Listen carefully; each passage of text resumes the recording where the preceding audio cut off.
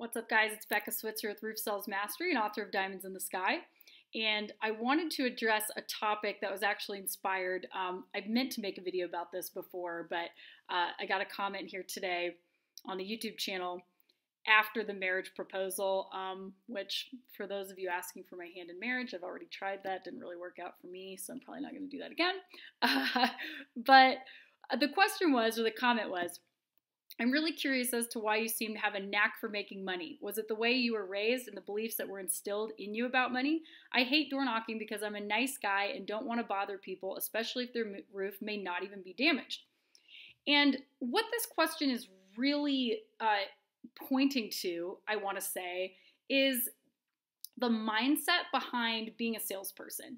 And this immediately brought me back to a call that I had several months ago with a salesman that was, when I talked to him on the phone, he was very eloquent. I could tell that he's got a good personality for sales. You know, he was clear speaking and articulate and a great conversationalist. And I was like, well, what's going on? What's the problem? And he's like, I do really, really well up until it's time to ask for a signature. And then what's the word he used? I'm trying to think of what he said. He's too nice or just too passive when it comes to actually getting the signature. And he's like, I don't ask them to sign right then and there. I do this slow, long closing process because I want them to be comfortable. I don't want to feel like a pushy salesman. I don't want to be aggressive. I don't want to be high pressure. And so these two comments are really in the same vein. They're about the same thing. And so I really want to talk to you guys about that because here's the thing. If you believe that being an effective salesperson or a good closer is synonymous with being pushy, you've got it all wrong. Okay, good salesmen are not good because they're pushy. When was the last time somebody was really pushy and aggressive with you and they got their way? Not very often, right? You're like, piss off, dude. I don't want to listen to you anymore. But when you're assertive, you're directive. People want to be directed. Okay, so a really good salesperson directs people on what to do. They give clear choices. They say what happens next. They ask for things clearly. And they're confident about it. Why? Because if you're a good salesperson, you should actually believe in what you're offering. And you believe there is absolutely no reason why my customers don't want to go with me and say yes to me with whatever I'm offering, because I truly believe it's a great deal. There's no reason they should say no. And I'm giving them the facts. I make it a no-brainer. They should say yes, so I have no problem asking for the signature on the paper. So if you feel that you have to be pushy or that asking for the signature or asking for the sale on the spot is pushy, you've got it all wrong, okay? The other problem that you're going to have is if you're being a soft closer or a long closer, your close gate, let's say in the roofing business, all right, instead of doing the inspection, coming right down from that inspection, showing the damage, doing the sales presentation, and then right then and there getting a signature for the contingency. Let's say that your version of that is, well, I'm just going to make it a more comfortable closing process and a more casual closing process. Mrs. Jones, so yeah, you do have damage up there, and this is basically what we do. We meet the adjuster, and if they approve it, then we get to look at their scope sheet and do the roof, and then we just do it for whatever insurance pays.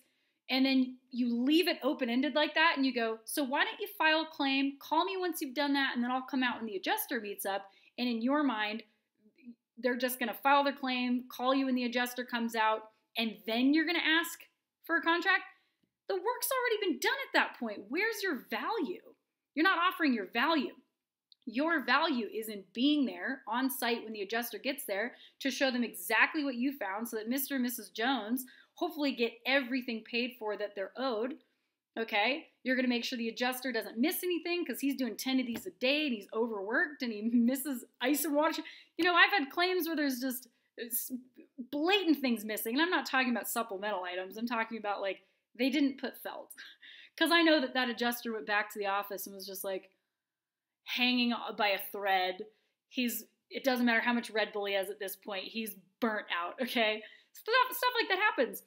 So you're leaving it up to them to just be like, well, thanks for everything, but actually my uncle's a roofer. You don't want to do that. And that's what happens when you leave these weird open-ended closes. Okay, so that's the first thing. I wanted to refer back to that phone call, but let's go back to this question here. I hate door knocking because I'm a nice guy and I don't want to bother people. So let's change your attitude, dear reader.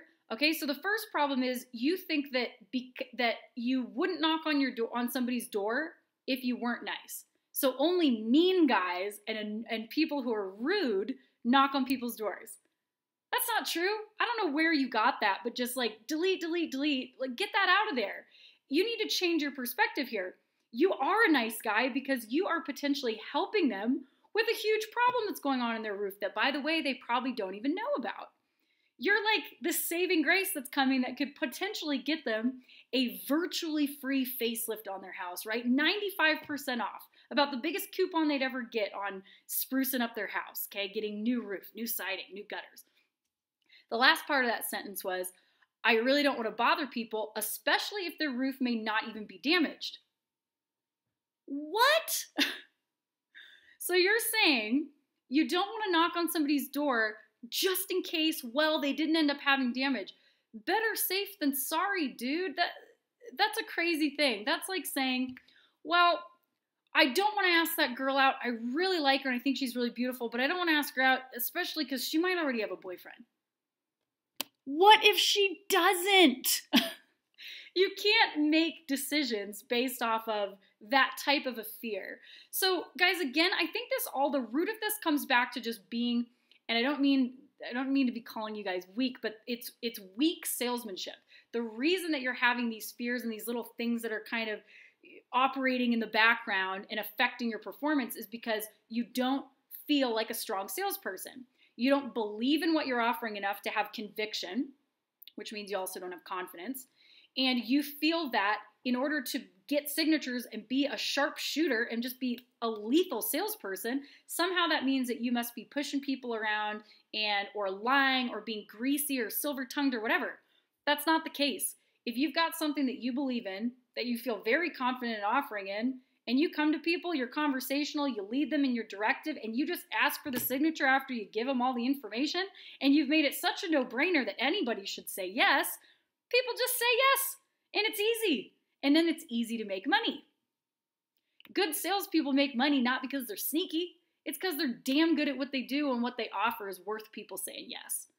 So change your perspective, change your mindset. You have to just, and fake it till you make it, you guys. I remember learning that in my knife sales days. It was like, well, just fake it till you make it. I know you might be nervous to ask somebody to spend $2,000 on knives, but just act like everybody does it. And I remember really taking that to heart. I was like, act like everybody buys $2,000 sets of knives. People buy $2,000 TVs every day. Like, all right, that makes sense. Okay? So think about that. Change your perspective. And I promise that's going to help you. All right? But you've got to get out of your own head here. You've got to believe in what you're doing. So I hope that helps. I feel like I had something else to say about it. What was it?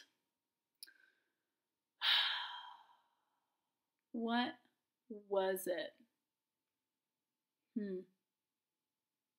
Can't remember. I'm sure it was great. Maybe I'll have to add it to another video sometime. But guys, I hope that helps for right now.